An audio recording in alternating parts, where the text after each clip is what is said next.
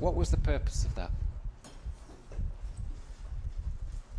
Because testing is a huge theme in the scriptures. God's always testing his people. Go on. To strengthen us. In what way does a test strengthen us? Because if you sit a test at the end of your math year, is it going to strengthen you? Hey? It sort of prepares you for what? So what's it? Yeah. Like in Abraham's example, like solidifies. It solidifies his faith. It shows him, yeah? A goal is a test. A test is a goal for something to succeed on us, right? You work so you do well on it. It's so you can strive for it. Something you strive towards, but it's showing you something. It's showing you, do you really know this? Do you really believe it? Will you actually act on it? And that's what the test is in this case. It's not so much like a test paper at the end of your year at school. It's more sort of saying, you say you believe in me. Do you really believe in me? So if you had time, I will get two of you up here to do the fall test. You know the fall test where you have to actually trust the person behind and do that? Have you ever done that? That's scary, isn't it? But essentially you're putting your faith in that person who's standing behind you. I love there's a YouTube video out there somewhere where the mum is doing it with a little boy and he doesn't catch her at all. And she said, what? Oh, I didn't know you were ready. Anyway, that's the test. And we'll see this coming through. We'll see it in the next story, which is the story about, well, we'll get to Moses in just a few minutes.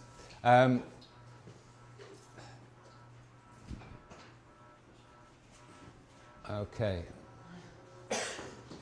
Right, let's get back to the end of Abram's story. So just to recap, we looked at Abram and we saw that this was because you obeyed me, God says, then I'm going to fulfill my promise through you.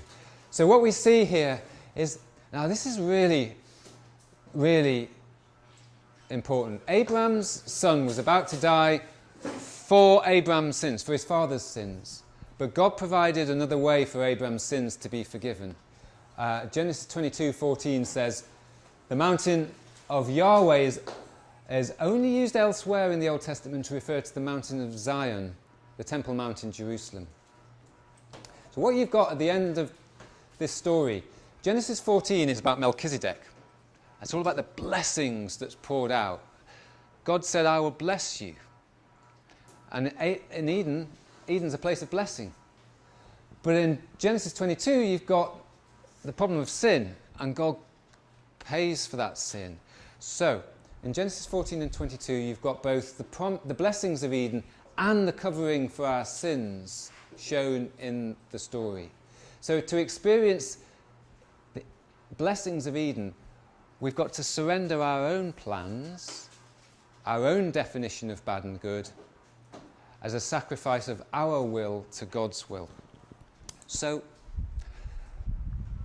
that has a lot of application to us. If we want to actually live the life that Jesus offers, we've got to submit to him. We've got to give him everything. You know, take up your cross, follow me. Die to yourself. Don't do it your way. Trust me. Do it my way. Then you'll discover the life that I've got for you. And that's what you even get it here in the Old Testament, in the stories of Abraham and Isaac. And the Old Testament is not all about law, and the New Testament all about grace. The whole Bible is all about God's grace to us.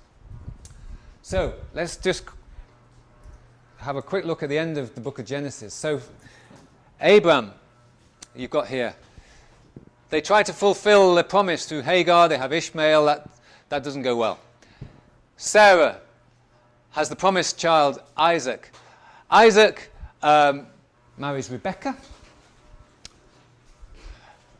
Do you know this part of the story? Rebekah has two boys, Jacob and Esau. Which one comes out first? Esau. Jacob is doing what to Esau? He's grabbing his heel. Yes, you know this. Jacob is smooth, Esau is hairy. It's a weird picture. But is fair-skinned, yes. Esau is the one with the birthright. He's the one with all the blessing. Does he favour that blessing? Does he like that blessing? Not really. He's the hunter. He comes in one day. He's hungry. He's famished. Absolutely starving. Jacob's at home cooking a nice stew. Do you know the story? What happens? He sells what? Birthright. So Esau sells his birthright, his blessing, that promise of blessing from his father. He gives it away. He gives it away to Jacob for a bowl of soup. A what? Killer stew. But this doesn't pan out well. What does God think of this? Esau goes down in history as an example of throwing away the promise, the blessing, the birthright that God has for you. And he is an example. So he fathers a group called the Edomites. He fathers a group called the Amalekites. Do those names ring any bells? Where do you hear about Edomites and Amalekites later on in the Bible? Exodus. You do hear about it next. What are they doing? Not quite sure. Okay, yeah. It's a good guess to say Exodus. Anybody know what they do in the book of Exodus? Okay. They are at war constantly with the nation of Israel. They're trying to destroy the people of the promise. So when later on we'll talk about this, but the Exodus, when God has brought the people out of slavery in Egypt, he's rescued them, he's saved them. They're in the desert, they're all vulnerable. The very first people they meet are the Amalekites. The Amalekites try to destroy them completely. And later on in the story, God sets King Saul with a job to completely destroy the Amalekites, which he doesn't do. And so the Amalekites, I'll tell you what, we'll get to that in a moment. But it doesn't go well. It doesn't go well under Esau. But Jacob, it does. Do you remember that verse we looked at yesterday? Jacob absolutely falls in love with Rachel. There's a whole storyline there because Rachel's got a sister, and the older sister should get married first, but she's not very good looking, and it's so kind of normal this. So Jacob says, I want Rachel. I don't want what's her name? Leah. Yeah. And so he works for 7 years, and then the father does a dirty thing and kind of sticks Leah in. You don't know the story, but anyway, he works for another 7 years to get Rachel. But Jacob and Rachel, between Rachel and one or two others, Jacob has 12 sons. They're not all Rachel's sons. There are two others. But they have 12 sons. They become the heads of the 12 tribes of Israel. And it's a messy story. It's messy all the way. You've got the story of Joseph and his brothers. His brothers try to kill him. You know the story, don't you? I don't need to go through that. Joseph ends up being the prime minister of Egypt. And one verse we will look at, actually, is Genesis chapter 49, verse 8. If you want, can you look it up in your Bibles? Because I haven't got it on the screen. Now, this is right at the end of the story of Joseph. Isaac has come back, and they're all reunited, and Isaac is blessing his 12 sons. And he's giving a blessing on each one of them. And he gets to Judah, who's one of his sons. And in this verse is part of the blessing he gives to Judah. Can somebody read out verse 8 to us? Chapter 49, verse 8. Someone willing to read it out? Judah, your brothers shall praise you. Your hand shall be on the neck of your enemies. Your father's sons shall bow down before you. Is that it? Okay. Hold on. Let me get the right. Are you looking for verse 10? It might be verse 10, yeah. The scepter? Yeah, thank you. Can you read it out? The scepter will not depart from Judah, or the staff from between his feet, until he whose right is comes. Right, so that's 49 verse 10. I'll change that slide, thank you. Let me just put that up on the screen. You see that? The scepter will not depart from Judah, nor the ruler's staff from between his feet, until it comes to whom it belongs, and the obedience of the nations. What is a scepter? Anyone know? It's a staff. Staff with a jewel on top. It is a staff. In our country, we have a king now. We had a queen before, but we have a king now. Did anybody watch the coronation? No? Okay. It was worth watching, because it doesn't happen very often. But the Archbishop of Canterbury gives the king two things. One is a scepter, and the other is a globe, an orb with a cross on top. Scepter is a rule of authority. That's what it means. It's a symbol of authority and rule and reign. And that's what's being pictured here. Who is it being given to? Judah. So what is it saying? What's that verse saying? Judah will rule, but the scepter will not depart from Judah. What does that mean? It'll go on forever until when? Until it comes to someone to whom it belongs. So you're kind of waiting for someone in the line of Judah to whom this rule of authority belongs, and it'll come to him. Do you know which tribe Jesus belonged to? The line of Judah. And so again, Jesus fulfills that promise. And you see it at the end of Genesis. I'm just going to throw up another verse for you, because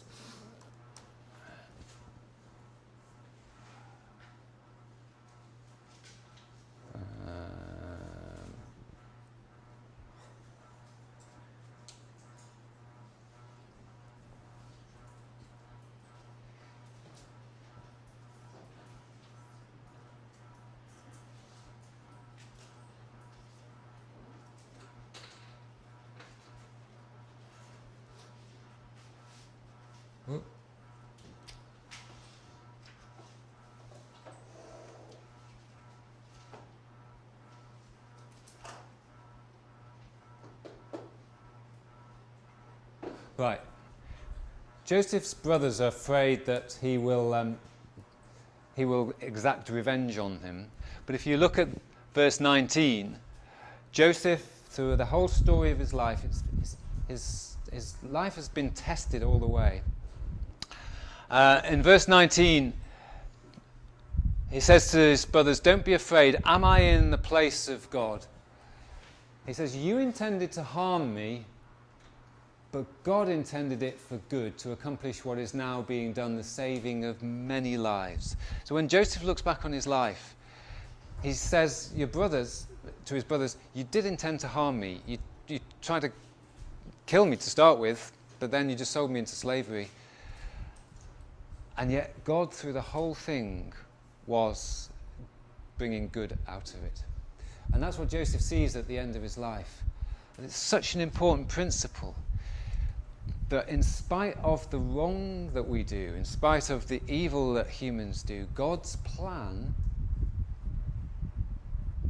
can still happen and does still happen. And if you want, take this into your personal life, because sometimes things seem to just go wrong. We make mistakes. Everything seems to go bad, and we think, okay, I've lost the blessing of God. But God's blessing's not like that. God's blessing will work in our lives, even when we mess up, even when we make mistakes. God has a way of bringing things back. So we have a game in the UK called Crown Green bowling. Do you have it in the US? Does anyone know what I'm talking about? Okay. It's like, do you ever play the French game boule? Have you ever heard of that? You throw a little ball and you've got to get another ball close to it. Oh, like bocce What's it called? ball. Bocce ball. Okay. Oh wow. Okay. Right. So it's like that, but not like that. Okay. So this is played on a smooth green surface like that out there. Is it like with the huge stones or like slits? That's like stones. That's curling. Sort of like that, but it's not. They throw a little ball out, and they've got these big wooden balls. But the wooden balls have got a weight in them on one side. And the skill of it is you've got to roll the big ball to get close to the small ball. But you have to send it in the wrong direction because the weight gets it to curve around.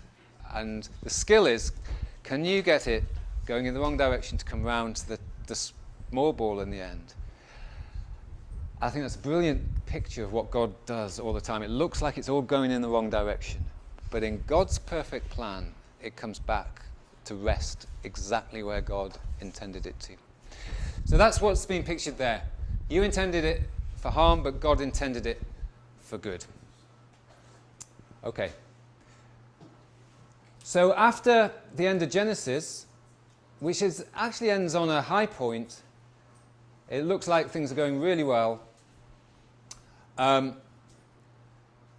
Joseph and all his brothers and the tribes of Israel are all in Egypt. And it's going really well, except when it starts Exodus, they've multiplied, there's loads of them, and Pharaoh's died, and another Pharaoh comes, and another Pharaoh comes, and that Pharaoh doesn't know anything about Joseph, doesn't know anything about the God of Joseph, and they're in a very different situation. So then they're in slavery, and now we're going to meet Moses.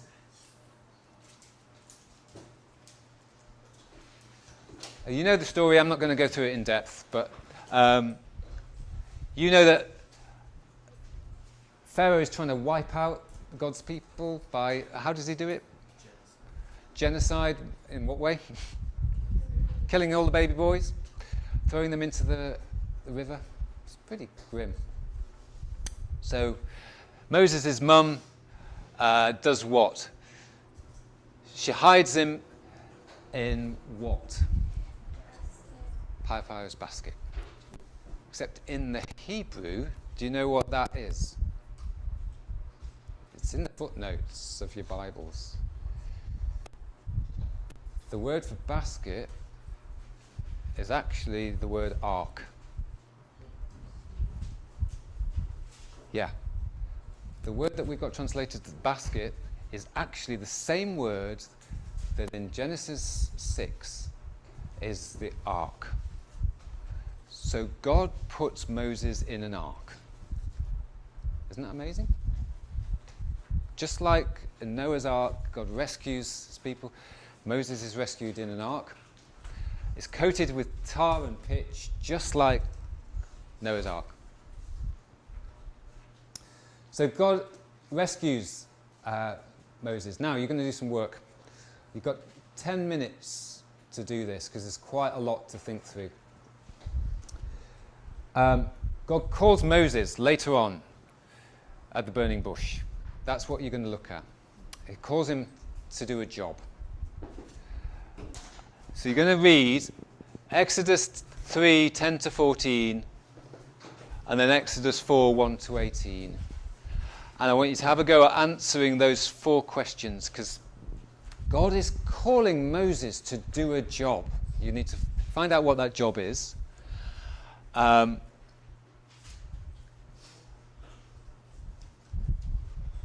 want you to think about what Moses' response is to each time God calls him. And what is God's answer each time? And what does Moses miss out by not trusting God? And what is Aaron's role? It's quite a lot to get through. So just spend 10 minutes. Again, work in pairs, turn around, work with the person behind you. But God is calling Moses to a job. And just see how the conversation goes. Right? I'm going to give you 7 or 8 minutes to do that. Off you go.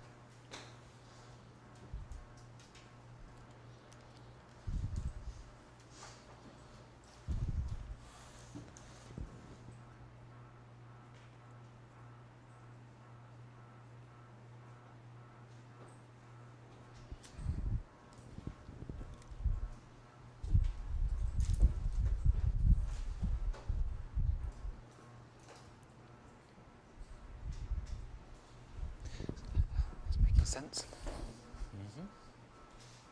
Okay.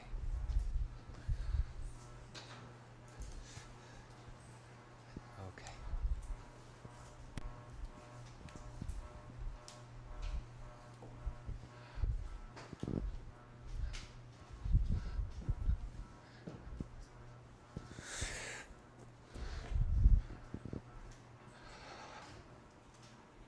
How are we doing? We got somewhere? Yeah? Okay.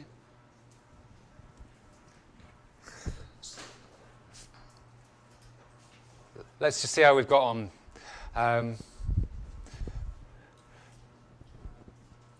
There's quite a lot going on in this story, but you are familiar with it. But what I want to draw out is, so what does God call Moses to do? What's he calling him to do? Anyone? Yeah?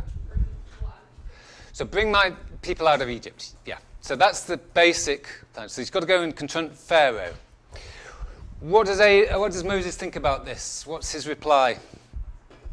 What's his first reply? Who am I? Why me? Can't you pick someone else? Why me? How many times does God have to ask Moses to go in that story that you just read?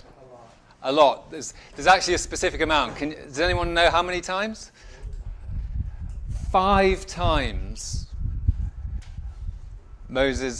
God has to ask Moses to go.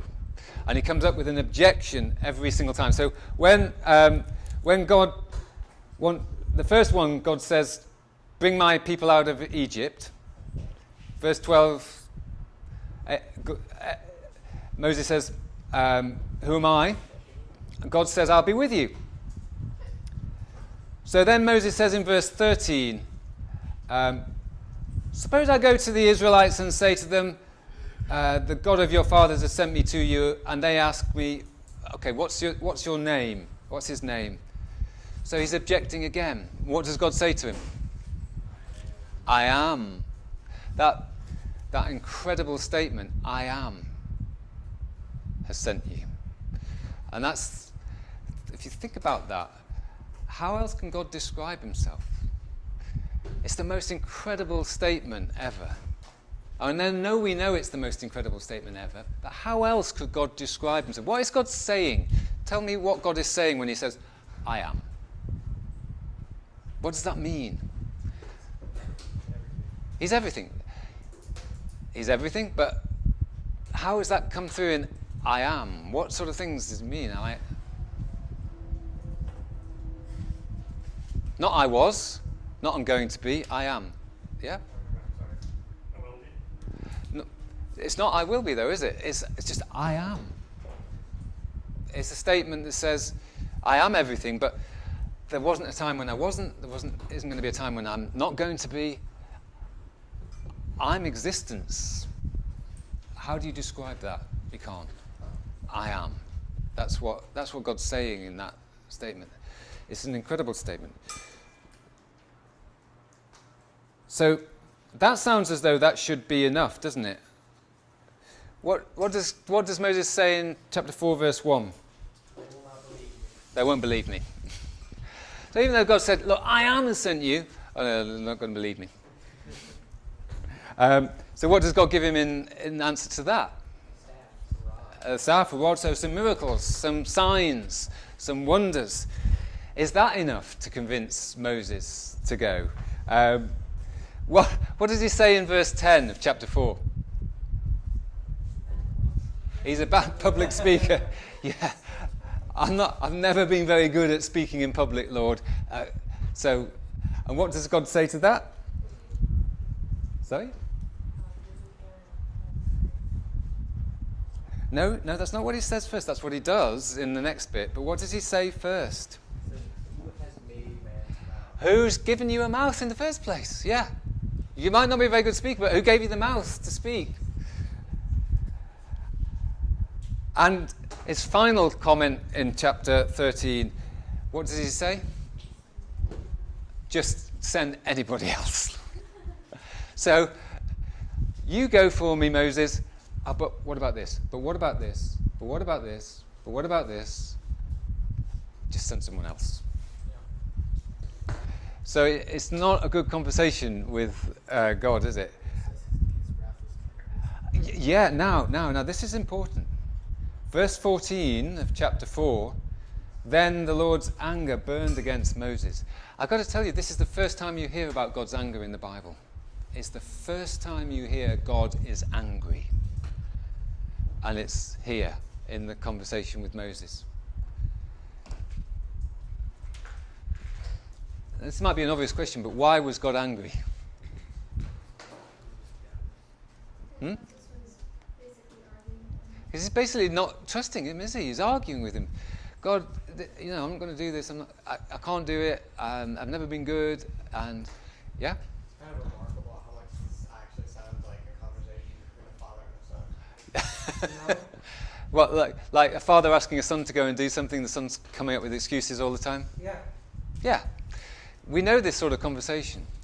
And yet, this is not between a father and a son. It's between, well, it is. It's between God the Father and the one he's chosen, the one he's rescued in an ark. And Moses keeps coming up with excuses, but in the end, his final comment is, just send someone else. Please just send someone else. So what does God do in response to that statement? Yeah? Gives him Aaron. Now, think about this. God gives Moses Aaron in response to all his doubts. Is God happy? No. We've heard that God is angry. So, what is Aaron? When God gives Aaron to Moses, is it God's first plan to? No. It wasn't God's intention that Aaron should go. It was God's intention that Moses should go. But because Moses basically point blank refuses, God gives him Aaron. So Aaron is a concession to God's anger. God's not happy. Okay, you can have Aaron, he'll go.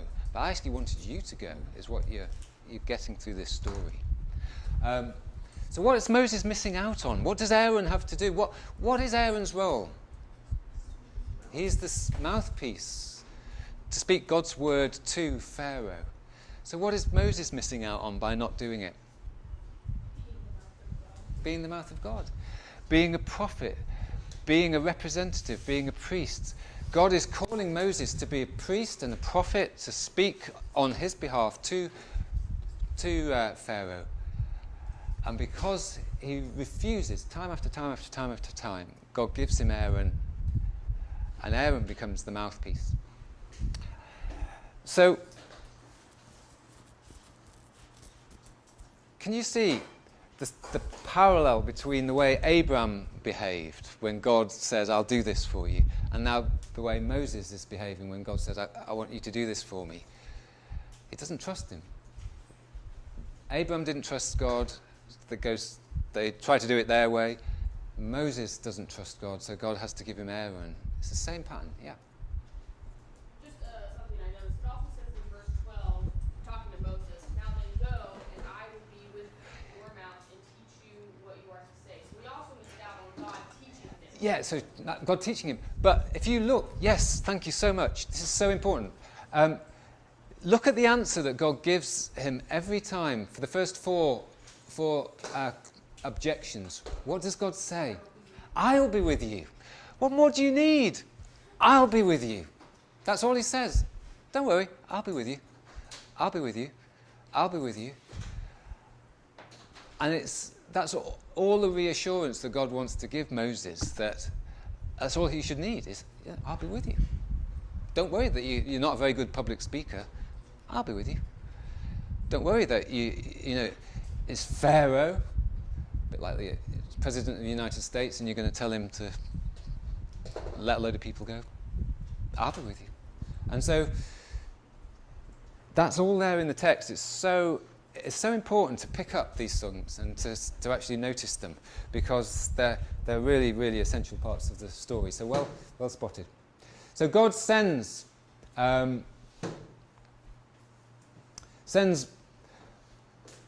Moses, and with his brother Aaron. And what does God tell them to say to Pharaoh? It's up on the screen. Then, this is chapter 4, verse 22. Then say to Pharaoh, this is what the Lord says. Israel is my firstborn son.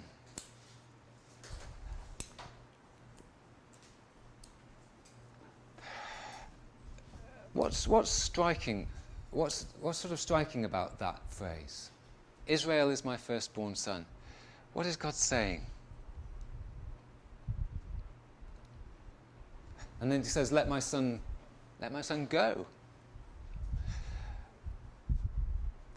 If I was to say to you, who is the Son of God, what would you say? Jesus. That's the first thing that kind of comes to mind, isn't it? Jesus is the Son of God. But who is the Son of God in the Old Testament? Israel. Sorry, you were going to say something? Okay. God is calling a whole nation his firstborn son. So, when Jesus is called the Son of God, it's not the first time that phrase has been used. That phrase has been used here in the Old Testament. What does that mean? Just think it through. What are we being told that Israel is God's firstborn son? Yeah.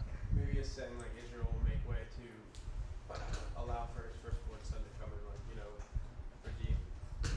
That is exactly what happens. That Israel, actually, Jesus is born as an Israelite. But why might Jesus have to be born as an Israelite? Saying that this is my son, my love. So the nation of Israel is his son, whom he loves. If you know the storyline of the Old Testament, how does Israel get on as a firstborn son? Not well. Does Israel love God with all their heart, soul, mind, and strength? No. Does Israel obey God when God says, don't worship other idols? No. Time and time and time again, the nation of Israel, God's firstborn son, just fails and fails and fails to be the Son of God. So God has to send his own son out of Israel to be the son that actually loves God with all his heart, soul, mind, and strength. So what you've got in the Old Testament picture is Israel is my firstborn son, but it didn't behave like my firstborn son. So I'm going to send my own son to behave in the way Israel should have behaved. Do you see that? And it's a big, big storyline in the Bible. But you see it so powerfully. But also, it's powerful because this is my son, my firstborn son. Let my son go. Why? For what purpose? Yeah? So that he may worship me. Do you remember that word worship? There in Genesis 2, God puts Adam to work. To worship. That they're free from slavery, to work for me, to worship me, to actually do what I called them to do in the garden. Do you see how the pattern of what was there in the garden is being re-established by God in the Old Testament? Through one person comes a great nation. They were a great nation. Are they in the place that God intends them to be at this point? So the promise to Abram was, I'll make you into a great nation. Is it a great nation at this point? Is it a great number of people? Yeah. I will give you a place. Are these great nations, are they in the place that God planned for them? No, they're in slavery. So God has to free them from slavery and take them to the place that he intends them to be. And the blessing is to worship me and work for me. So it's partly fulfilled, but not fully fulfilled. And God sends Moses to set his people free, but he refuses to listen to him and doesn't let him go. So, this is chapter 5, verse 1 and 2. What is Pharaoh's response to Moses' statement to let his people go, to let Yahweh's people? What does Pharaoh say? But right at the bottom of the page there.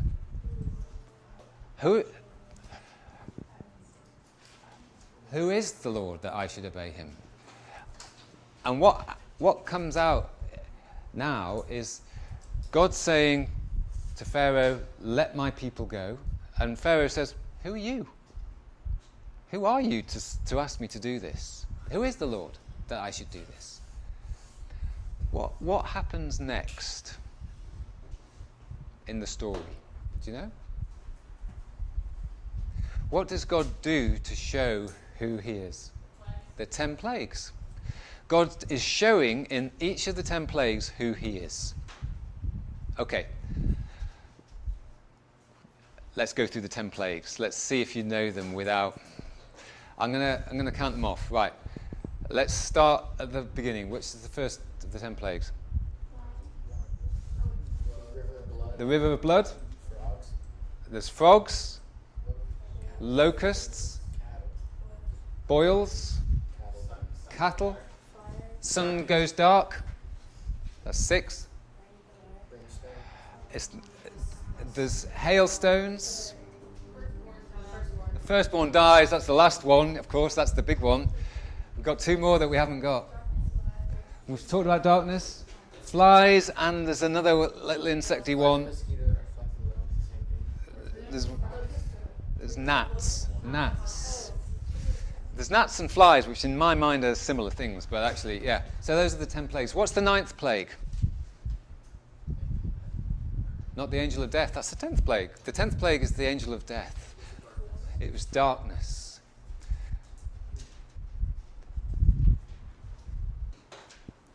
When Jesus died on the cross, what does Mark tell us happened? It becomes dark. So the darkness comes down just before the Son of God dies on the cross. And can you see the parallel there between the last 2 plagues? The firstborn son dies on the 10th plague, the Passover. But on the cross, that's echoed because just before Jesus dies, the darkness falls.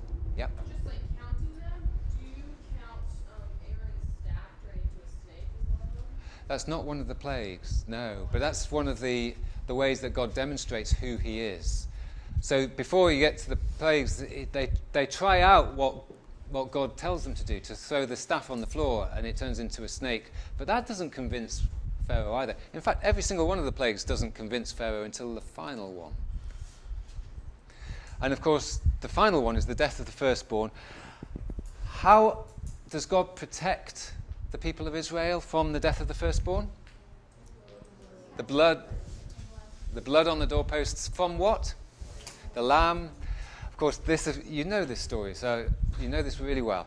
It's the death of the lamb. So there is a death. There is a death in every single house in Egypt on the day that the angel of death comes. Something dies in that house. It's either the firstborn son or it's the lamb. Something dies, even in the house of the Israelites. But it's a substitute in the house of the Israelites. It's a lamb.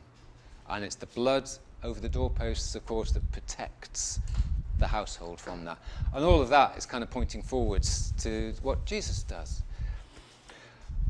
But this is the Passover story, and that's what Jews celebrate every year. Have you ever done a Passover? It's amazing, isn't it? It's absolutely amazing. As you walk through the story, have you ever done it with the New Testament kind of overlaid on top of it? Oh, it's incredible. When you see Jesus fulfilling every single step of the Passover, it's really, really powerful. Okay. So God sets his people free and he takes them out of captivity.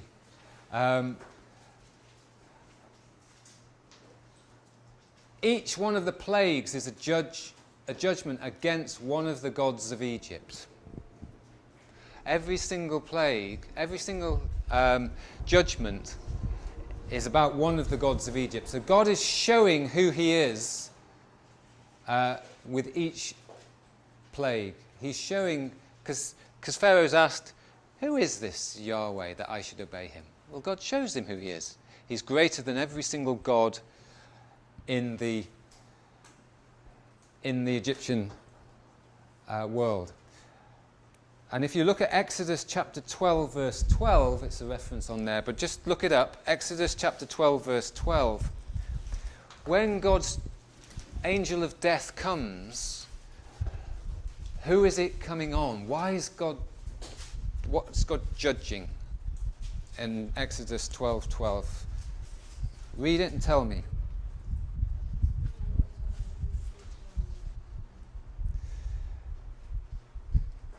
I will bring judgment on what? All the gods of Egypt. That's what God is doing in the Passover. He's actually bringing judgment on the gods of Egypt. That they were being drawn into worshipping the gods of Egypt and not worshipping Yahweh, and they needed to be set free from that. Okay, think about this. They needed setting free from worshipping the gods of Egypt. Who do we need, or what do we need setting free from? From sin. What is another way of describing what sin is?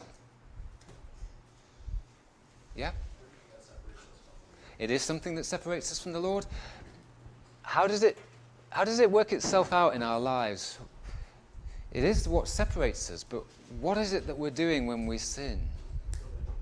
Sorry? We're disobeying, but how are we disobeying? What are we doing?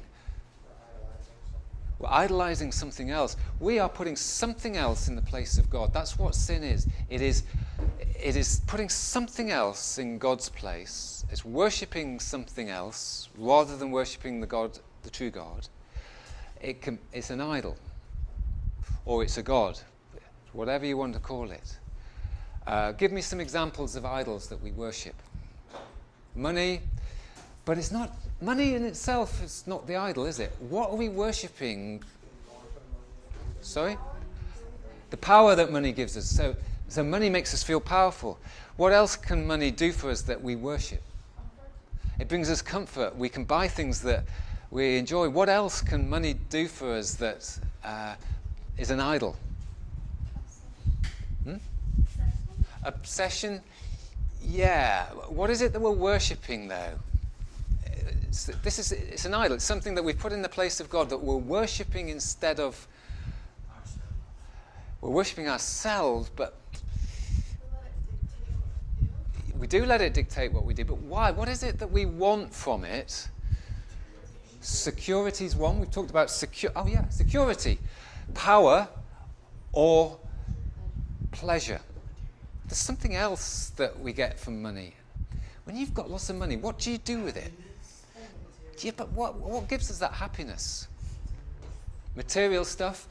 So what do people buy who've got a lot of money?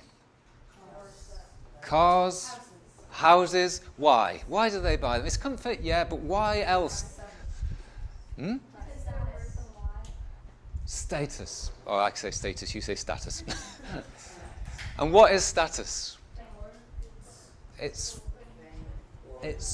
fame. But what are you getting from it? When you're driving around in a Rolls Royce or a Ferrari, or it's attention. And what is that? Why is that an idol?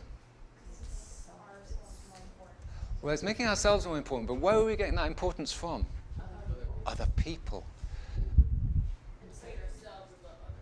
Well, we're definitely putting ourselves above others. We're saying, well, I'm superior to you, but I am, yeah? Absolutely. We're looking to get self-worth from what other people think of us. That's what money can do. It can give us that that status that, yeah, I've made it. And because you think I've made it, then I feel good about myself. That's an idol. That's a modern God. Worship. We get our self-worth from God. That's what we should do. So that's one, that's status. What's the other one? Comfort or security. How does money make you feel secure? You don't have to depend on anything else. I got money in the bank. I don't have to depend on anything else. Why is that an idol? Because then you're not really relying on God. No, I'm relying on my bank account. I've got stacks of money in my bank account. What was the other one? Third one? Status, pleasure, comfort, security, power. How does money give you power? Right, I'm not going to do this over the mic because it's going out on the internet, but can you think of people who feel really powerful because they've got an awful lot of money? It's an idol, isn't it? They think that they've made it. So idols are not new things. We know what idols are. They were worshipping these things in place of God, and they needed rescuing from it. We need rescuing from the same thing. We need rescuing from idols, from worshipping false gods, things that we think will give us security. And we give ourselves to them. We spend our money on it. We do that. So that's what's being pictured here with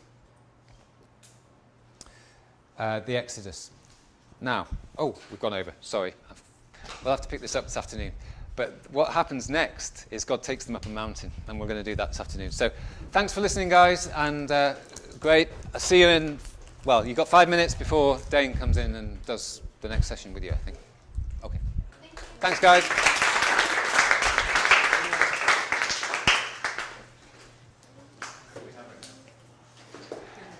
Yeah, if Dane doesn't come, I'll do the next session. But